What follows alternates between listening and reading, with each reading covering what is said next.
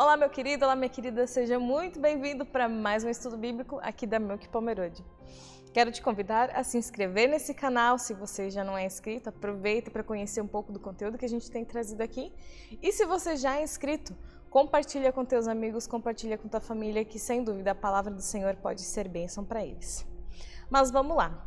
Como você bem já sabe, ou como você é novo aqui, nós estamos estudando o livro de 1 Reis. Por que nós estamos estudando o livro de 1 Reis? Porque nós estamos aprendendo das histórias dos profetas.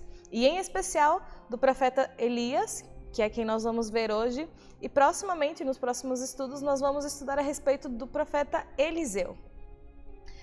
O trecho que nós vamos analisar, vamos ter tempo de refletir hoje, é o texto de 1 Reis 18, dos versículos 20 a 40.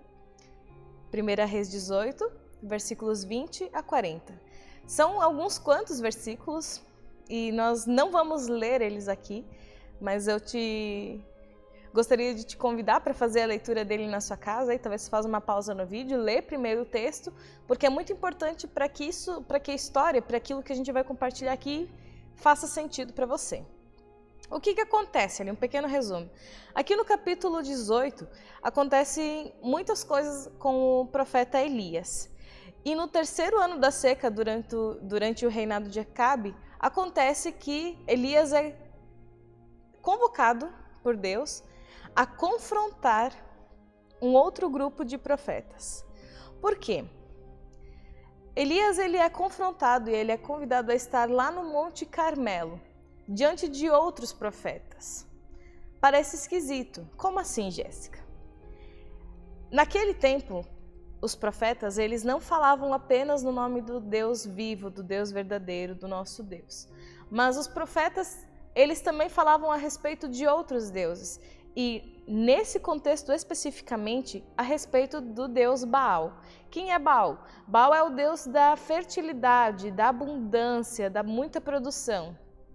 Como Elias tinha anunciado a seca, ele era responsável por dar a palavra do Deus vivo. Já os outros profetas, eles representavam a Baal. E por que eles estavam no Monte Carmelo? Porque no monte, o profeta, ele busca esse momento de silêncio, de proximidade com Deus. Você provavelmente vai lembrar de histórias lá do Antigo Testamento em que a gente sabe que sempre que alguém sobe ao monte, quando Moisés subiu ao monte, quando Jesus foi ao monte, sempre acontece alguma coisa, um episódio especial. Porque subir ao monte significa buscar silêncio, buscar a presença de Deus.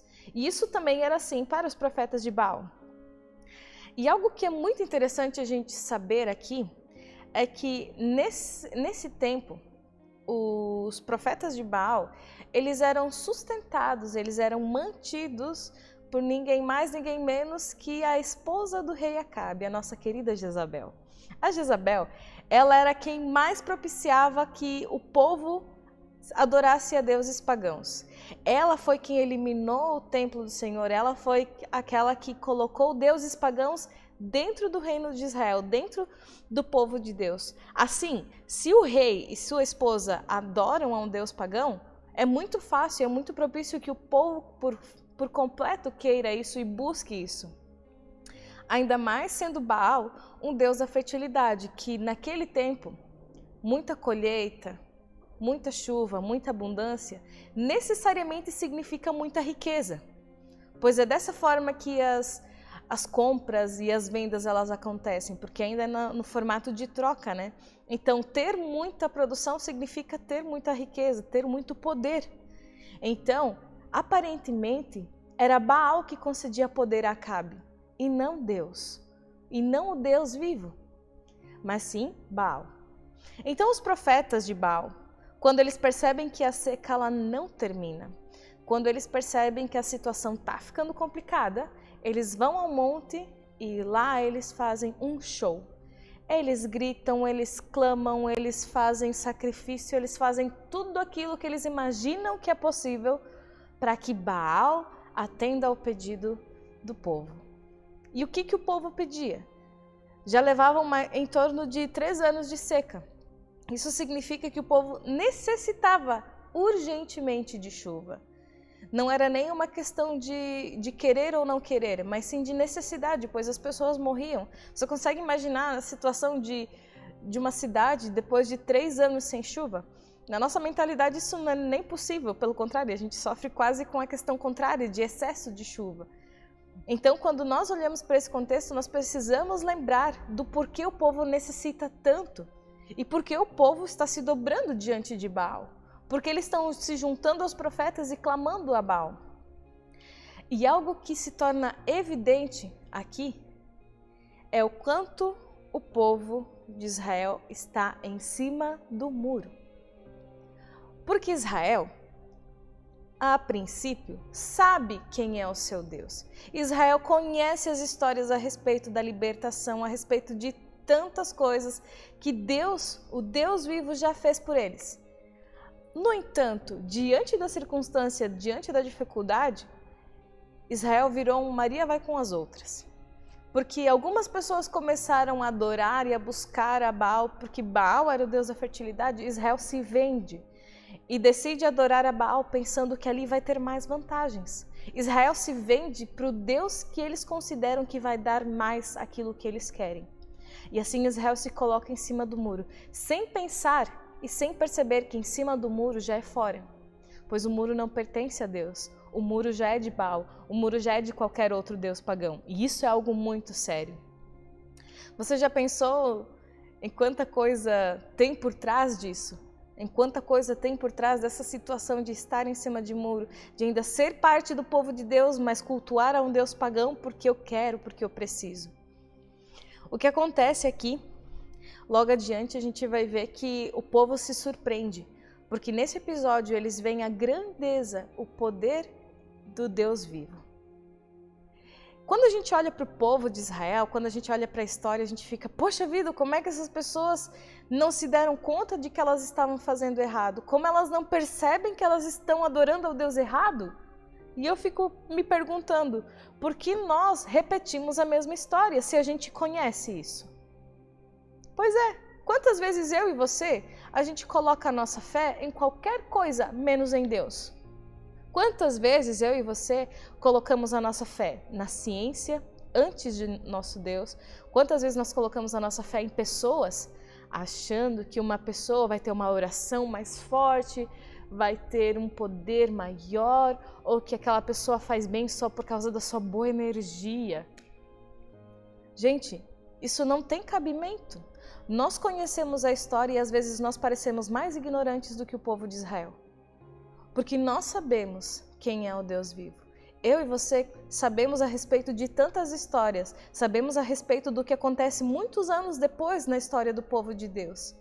E a gente ignora tudo isso e coloca a nossa fé em qualquer coisa.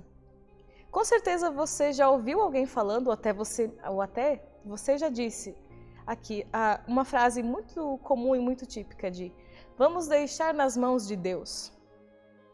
Isso parece um amuleto ou uma frase, umas palavras mágicas que vão fazer com que qualquer coisa que você queira dê certo. Por exemplo, eu quero muito nesse ano mudar de vida e melhorar a situação, mas eu vou colocar nas mãos de Deus. De que Deus? Em que Deus você tem fé? No Deus dinheiro? No Deus da tua vontade? No Deus você mesmo? Onde você mesmo luta e constrói e planeja e faz aquilo que você quer? Às vezes a gente olha para Israel e vê o povo adorando a bezerros, deuses falsos e fazendo tanta coisa ignorante, mas nós também fazemos isso. Nós trocamos o lugar de Deus, nós nos vendemos, nós tiramos Deus do lugar que Ele tem na nossa vida e nos colocamos lá, colocamos o dinheiro, colocamos às vezes até a família, colocamos outras coisas que não deveriam estar lá no lugar de Deus. E quando nós fazemos isso, nós nos colocamos em cima do muro, porque nós até pronunciamos o nome de Deus, dizendo, vou colocar tudo nas mãos de Deus, quando na verdade a gente só está em cima do muro, porque a gente sabe que precisa colocar nas mãos de Deus, mas não está fazendo de verdade. E sabe o que é interessante? Perceber que no nosso texto fica tão óbvio quem é o Deus vivo e quem são os deuses falsos. E que Baal, ele é um Deus falso. Porque aqueles profetas, Eles fazem um show, eles fazem escândalo, eles fazem tudo aquilo que eles consideram humanamente possível para chamar a atenção do seu Deus, para que seu Deus ouça eles, para que seu Deus preste atenção neles e conceda aquilo que eles tanto querem. E nada acontece. Absolutamente nada acontece. Você já pensou querer tanto e desejar tanto uma coisa e buscar isso e ir em direção de alguém que você confia e não será atendido? Você imagina a decepção daqueles homens e do povo que confiava que aqueles homens estavam fazendo a coisa certa? Eu imagino que no mínimo, uma sementinha de dúvida começa a vir. Por que diante desse profeta Elias, as coisas com Baal não dão certo? Por que tudo não funciona? Por que Baal não está acudindo a gente se a gente precisa?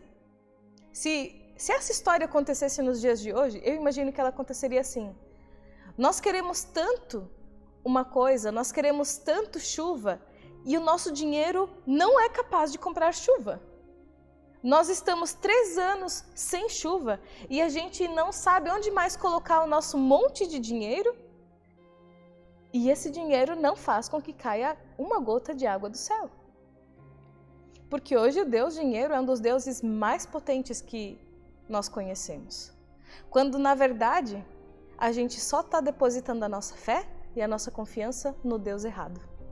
Porque quando Elias abre a boca, quando Elias toma uma atitude lá naquele Monte Carmelo, a atitude dele é a mais pura e simples.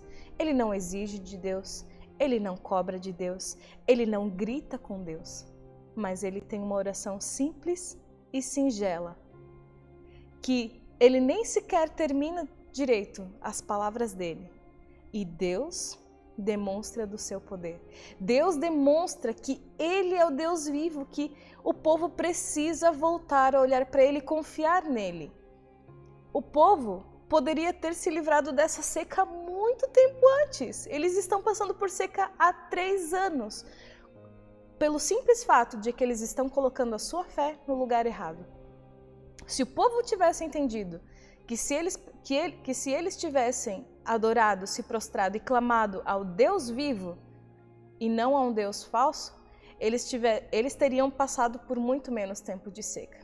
E eu pergunto para mim e para você, quanto tempo mais eu e você vamos ter que passar aflição e problemas por não clamar ao Deus certo ou por confiar no Deus errado? Confiar na nossa própria inteligência, na nossa sabedoria, no nosso dinheiro, naquilo que eu tenho, isso não nos leva a lugar nenhum. Isso nos dá uma garantia por até um tempo. Mas a nossa fé não pode estar ali. O nosso coração precisa estar no Deus vivo, pois somente lá a gente vai encontrar verdadeira paz e verdadeira plenitude que nós precisamos e que o povo também precisava. Nós precisamos nos lembrar de quem é o nosso Deus. O povo de Israel precisava ser lembrado. E o meu desejo é que essa pequena reflexão e esse estudo você possa mastigar e que você possa buscar e ler e reler esse texto, para que Deus possa te mostrar em que lugar Ele está na sua vida, para que você possa olhar para si mesmo e olhar para a sua vida e perceber que Deus você está colocando no lugar do Deus vivo, para que você não tenha que passar o que o povo de Israel passou. Muitas vezes nós passamos por sofrimentos e por aflição por uma decisão nossa e não por causa do nosso Deus. E quando na verdade Deus nos disciplina e vem nos chamar a atenção é porque Ele nos quer de volta, porque Ele nos quer dar vida e não um caminho de morte.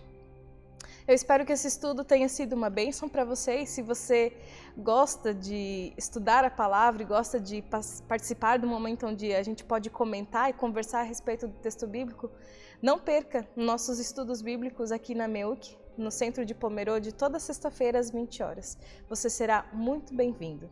E que Deus te abençoe.